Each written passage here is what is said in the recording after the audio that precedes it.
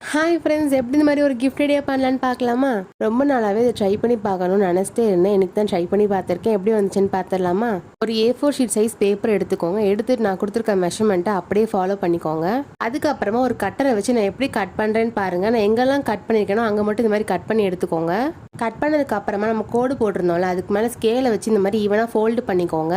இந்த மாதிரி ஈவனாக ஃபோல்டு பண்ணதுக்கு அப்புறமா ஒரு டிஷ்யூ பேப்பர் எடுத்துக்கோங்க.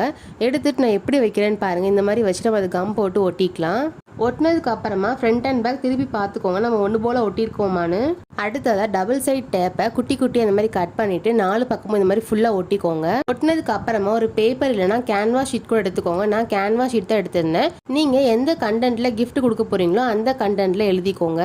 நான் இந்த மாதிரி தான் எழுதியிருந்தேன். எழுதுனதுக்கு அப்புறமா பின்னாடி இந்த மாதிரி ஃபுல்லாக கம் அப்ளை பண்ணிவிட்டு இந்த மாதிரி ஸ்ட்ரெயிட்டாக பார்த்து ஒட்டிக்கோங்க. ஒட்டினதுக்கு அப்புறமா அதை க்ளோஸ் பண்ணி பார்த்துட்டு கரெக்டாக சென்டரில் தான் ஒட்டிருக்கோமான்னு செக் பண்ணி பார்த்துக்கோங்க. நான் பண்ணியிருக்கிற கண்டென்ட்டில் நான் ரிங் வச்சுருக்கேன். உங்களுக்கு இந்த ஐடியா பிடிச்சிருந்துச்சுன்னா நீங்களும் ட்ரை பண்ணி பாருங்கள். அடுத்து நான் மேலே எங்கே கம் அப்ளை பண்ணுறேன்னு பாருங்கள். இந்த மாதிரி கம் அப்ளை பண்ணிவிட்டு நம்ம இந்த மாதிரி ஒட்டிக்கலாம்.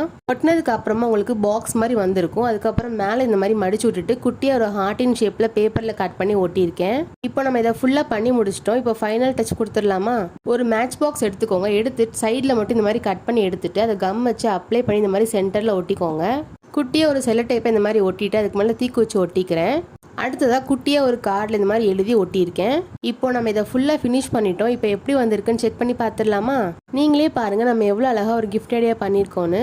யாருக்கெல்லாம் இந்த கிஃப்ட் ஐடியா பிடிச்சிருக்கோ அவங்களாம் பிங்க் ஹார்ட் கமெண்ட் பண்ணுங்கள். இதே மாதிரி இன்னும் நிறைய கிஃப்ட் ஐடியாஸ் நான் என் சேனலில் அப்லோட் பண்ணியிருக்கேன். மறக்காமல் ட்ரை பண்ணி பாருங்கள். இந்த வீடியோ உங்களுக்கு ஹெல்ப்ஃபுல்லாக இருந்திருக்கும்னு நினைக்கிறேன். நீங்கள் ட்ரை பண்ணி பார்த்துட்டு எப்படி வந்துச்சுன்னு சொல்லுங்கள். இந்த வீடியோக்கு மறக்காமல் லைக் அண்ட் சப்ஸ்கிரைப் பண்ணிடுங்க. பாய்.